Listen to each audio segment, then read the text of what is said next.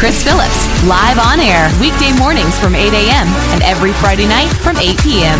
All on 2nd City Radio, your award-winning station. Good evening, Holly. Good evening, Chris. How nice to be here. Oh, I'm so excited. I want to lick myself. Oh, that came out wrong, didn't it, Holly?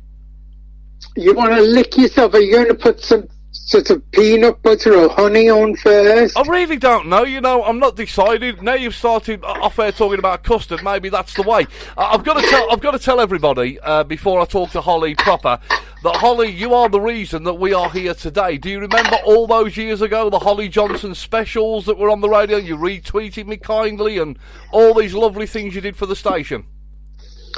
Well, I really enjoyed listening to them, actually, and answering little questions. Do people still make comments on the website and things? I play your tracks on this station regularly. The one that I've just heard, In and Out of Love.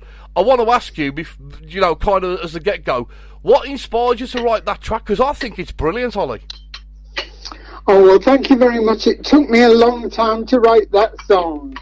For the first, year, all I had was the middle section, and throughout all eternity, I forgive you and you forgive me, that part.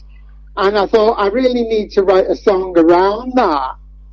And it just took me a couple of years to think of the rest of it, really. I don't know what inspired me. Maybe William Blake, the poet and printmaker from Ye Olde London. I think his poetry might have inspired me. Well, what was... The video is kind of pretty straightforward. It's people slinging their arms around each other, showing each other they're in love. Maybe being a bit petulant through the video, but then there you are, holding this big bunch of flowers, singing your heart out, and I can only say the words, I told you this before, they resonate with me. I don't know what it is. Was it kind of a love track, or was it kind of a get yourself together kind of track, getting people pulled up? Both, really. I mean, the video is set in a photo booth. Yes, it is. With lots of different characters coming in and out throughout the day. And that was directed by Chris Shepherd. I have to give him a shout out. He's from Liverpool and a brilliant animator and, you know, director. I really enjoyed that video, actually. Well, I've got a question for you here. So let's get a question. This is from Anne Marie. Can you say hello to Anne Marie? Hello, Anne Marie. Hope you're well. I'm having a great start to your weekend. What was it like working with a genius that was Trevor Horn? You know, it was so long ago, I can't really remember much about it. He wasn't in the studio that much because he was such a busy man working on his record label and working with other people. He'd come in and say, no, that's not right, do it again. And then he'd go out again. And it was a very busy time. Once Relax was a big hit, the pressure was on to come up with an album and the follow-up single. So it's a bit of a blur, I have to say. What do you mean by a blur, Holly? What do you mean? Well, you know, things happen. Once we had to wait for him because he was busy producing Yes and he was busy producing Foreigner and, you know, these acts that were paying him a huge amount of money, and we were still signing on in Liverpool waiting for him, and then when it's all started, it took a long time. Relax took 3 months to record, which, you know, was unheard of really in those days. So you're saying it was quicker? It was quicker being recorded for 3 months, or did it normally take longer or less? What do you mean by 3 months? 3 days if you were lucky. 3 days? 3 days for a single if you were lucky, you know. Wow. So, I mean, obviously, you know, these records that you came out with, of course, you had a band single on Radio 1, of course, and that made the popularity of the single, Relax, go even further up the charts, I suppose. It stayed there longer because of the band situation. People became more interested in it. Well, that is true, and the fact that you couldn't hear it on the biggest radio station in the country at that time. I mean, millions of people tuned into Radio 1 nationwide. It wasn't like today when there was lots of stations. So people, just wanted to hear this song that was banned to see what all the fuss was about. And, they could only see the video, a special midnight showing on the Tube, the live music show in Newcastle that championed us. It was great. We'd be up there in Newcastle performing, relaxed, and several times, in fact. And it was a very exciting time. I was 24, and I'd been struggling away as a musician for years. In actual fact, it wasn't my first band or my first record that I ever released. I'd released solo singles and released independent records with a band called Big in Japan, and so I'd been around the block a few times and nothing had happened, and all of a sudden it was fireworks. My career just took off. Well, I have to say this. Obviously, 2nd City Radio, you know about us, of course. You've kind of dipped in and out of us over the years. And what always helps, I find, is because all the presenters here play what they want to play. I never tell them that they can't play this. It's not kind of that radio station. If they've got a feel for it, they play it. So there's two people that play your music on top of me all the time. So what we're saying is your legend continues on this radio station. So I want you to say a big hello to somebody who does play your music all the time, and he's a really, really big super fan, and he's our Tuesday night presenter, Sue Trainer. Oh, that's very kind of you, Sue. Thank you so much, Sue Trainer, for playing our music. I'm very happy to hear that it's not just Chris who plays our music, but there's another DJ too. Yeah, and there's one more. Ruby Logan also plays your music on her Monday night show. Oh, well, thanks very much, Ruby Logan. I'm thrilled that people are getting a dose of Frankie Goes to Hollywood or Holly Johnson on a Monday. And two people that are big fans of yours, because I was talking about it over my garden fence, Scott and Kelly. Scott and Kelly, are they listeners? They're listening. 2nd City? They are approximately through a brick wall, listening to your interview now on TuneIn Radio on their smart TV, Holly, on their smart telly. Oh, they've got a smart telly, have they? How posh. Well, you can get us on that now, Holly. Oh, amazing. Can I get you on that? You can get me wherever you like, Holly. Are you on Freeview? Yes, we are. You can, if you've got one of those. Have you got one of those Alexa smart speaker things, Holly? Oh, I must have, mustn't I? You've got one. Well, you can get us on that. You can get us through your smart app on your TV. I'll DM you and tell you the information on what to do. Okay. What channel are you on? The Freeview? I'll give you that on DM when I DM you. I'll send you all the details. Okay. We're everywhere now. We're everywhere. We've grown up a little bit. What's been happening with you with lockdown? How have you found this COVID-19 lockdown? How have you dealt with it, Holly?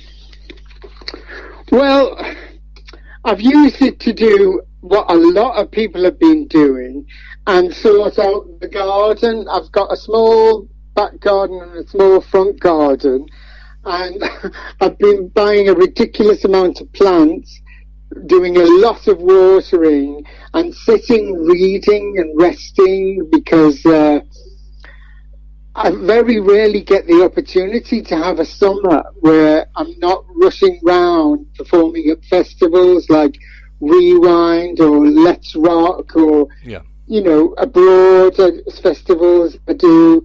So it's a real, although it's horrible, COVID, I'm trying to look for the silver lining in it all. Yeah. And that's it, really. I've had time for myself. I've had time to read some of the books that I've wanted to read for a long time. And I've enjoyed it in a way. But, it's a worry. I worry about my mum.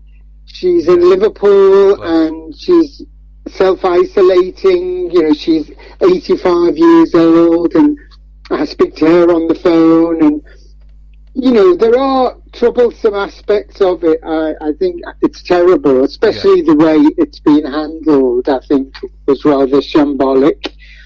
But you know, there are wonderful things about just resting and relaxing, as they say.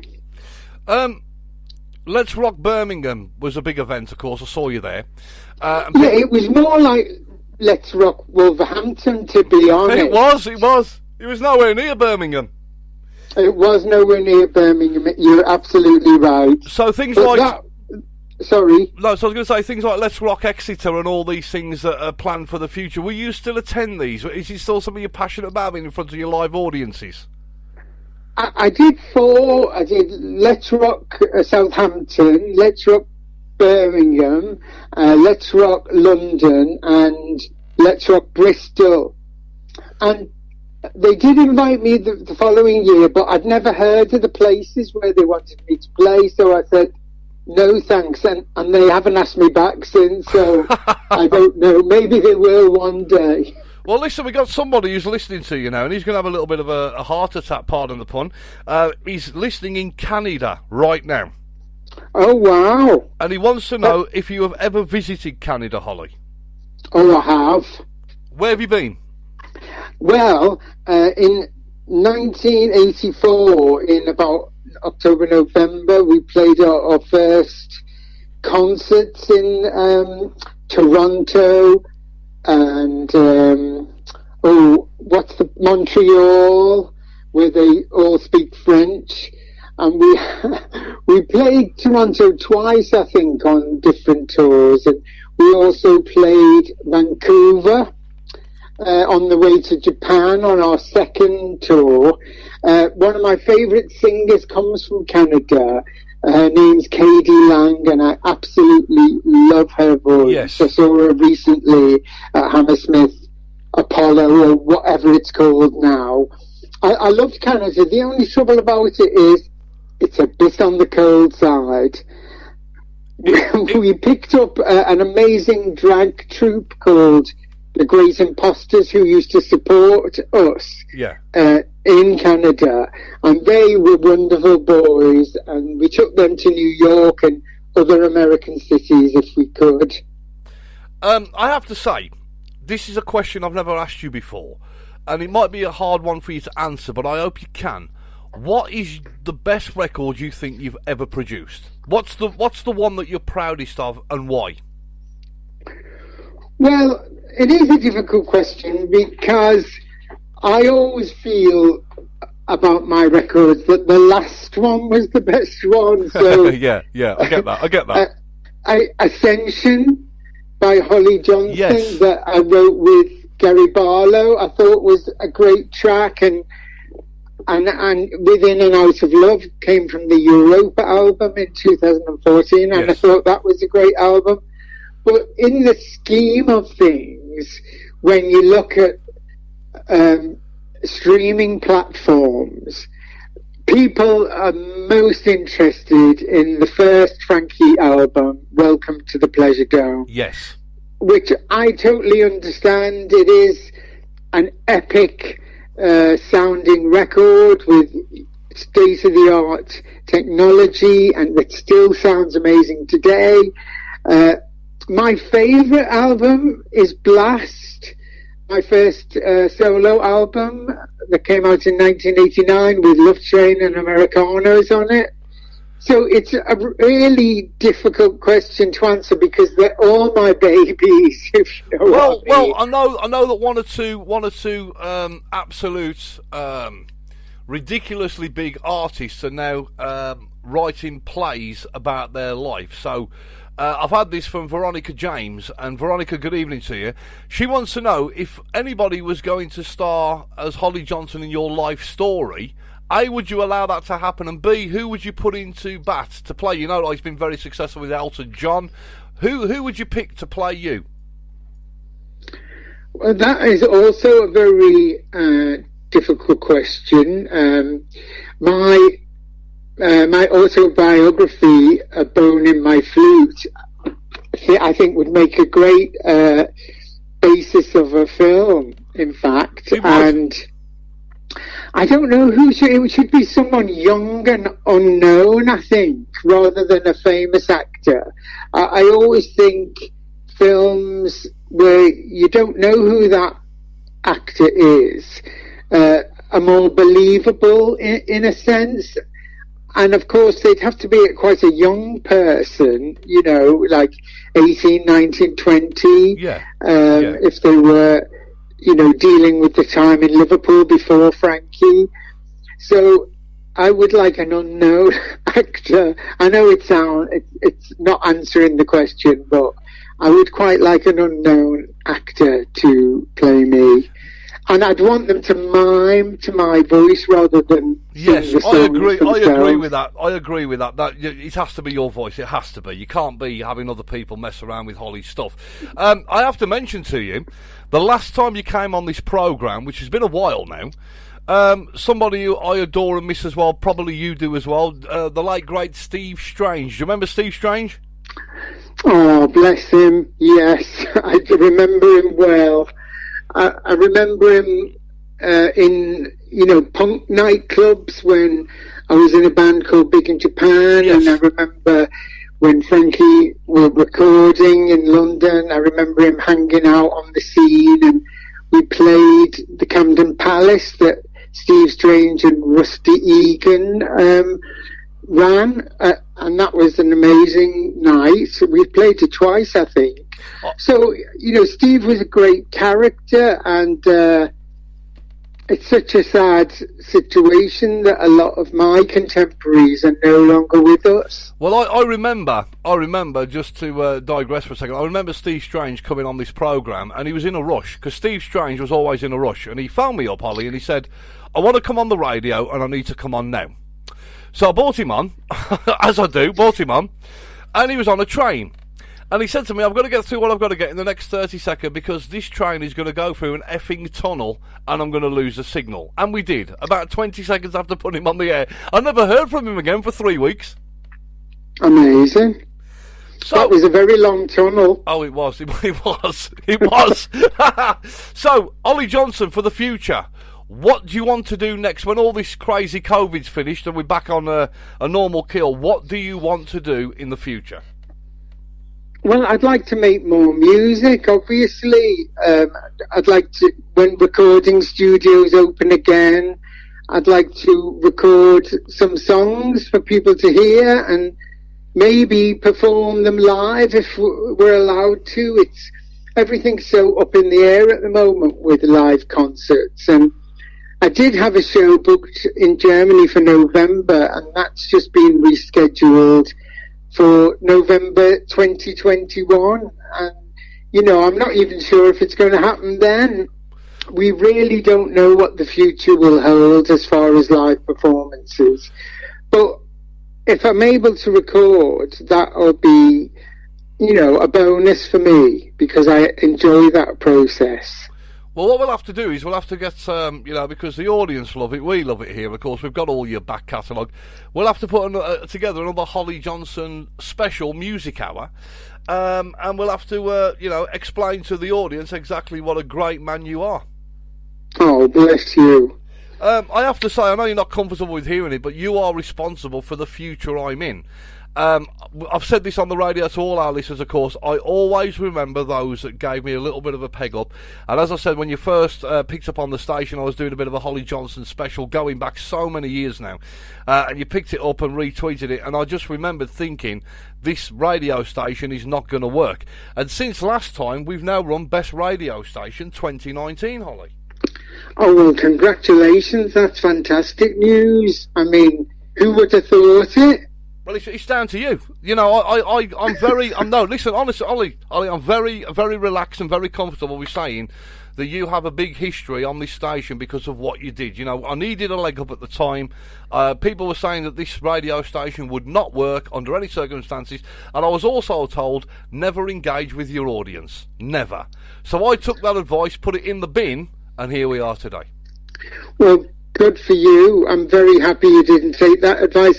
I'm sure there's a lot of other DJs who put in a lot of hard work to the station as well as you. They do. And I'm sure their efforts have also made it what it is today. And more power to you. I mean, Birmingham's a fantastic city. Where did I play? I played the Library in 2014, I think. You did. I did. I played the Library. That was fun. That was the first date of the tour. Now, there's something special I'd like you to do before I let you go tonight. There's somebody who is what we call our station moderator. So she's the one who makes sure everybody behaves themselves in the chat rooms. You remember the chat room, Holly? You got swamped last time you came in there. I do remember the chat rooms. Does that still go on? It's still on. There's loads of people in there now singing your praises. They're in there. Oh well, hello there, chat room people. But there's one person who's really had a tough year, honestly. A real rubbishy year, of course, and she would be over the moon. And I've waited for her to come into the chat. The main person on the station tonight, I'd like you to say a very happy birthday to a wonderful individual. Her name is Maxine, and she's in the Black Country. Oh, hello, Maxine. How are you? Love it.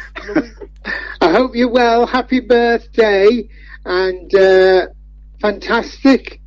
I hope it's going to improve from now on.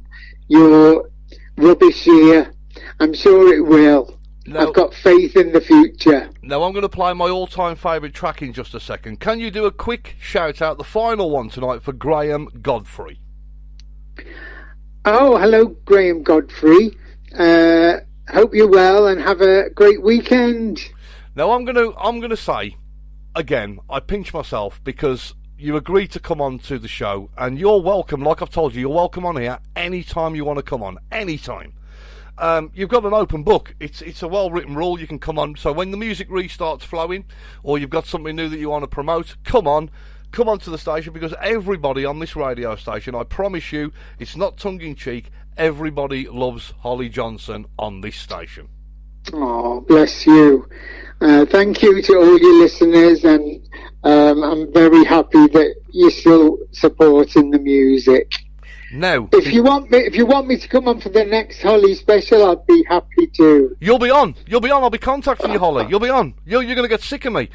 Listen, before I let you go, I'm going to play one of my all-time favourite track from you, of course. And again, it's You on Your Own, Americanos. What was that track all about, Americanos?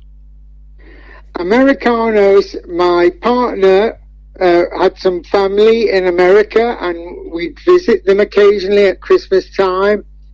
And I heard on the radio that Spanish was the second language of the United States of America. And it reminded me of the song Who Wants to Be in America, from West Side Story. Yeah, I remember that, yeah. Remember it well. So I felt a modern version of that, really. It's about, the false promises Latino people are given about America, and it's especially relevant now when they want to build a wall so that they can't come in. I mean, it's a ridiculous situation. And it's really about the Latino community in the United States and who have been sold the American dream but never seem to achieve what they could achieve, really. Well, I have to say to you... You get what I'm on about? I do. Listen, I'm just hooked on every word that you say, Holly. Every word you say. All the people in the chat room and those on DM on Twitter are all absolutely agreeing that there should be a Holly special. So we'll have to do something. We'll have to get you to pick all your all-time favourite tracks from the music you've covered and the music you've written and what you've done. And we'll have to put it all together into a special show. And I'll contact you when I get back off holiday, because I'm going to take a little bit of a break for a week. So I will be in touch. But Holly, once again... honestly, I owe the station to you, of course, in your own inimitable way, of course, helping me out.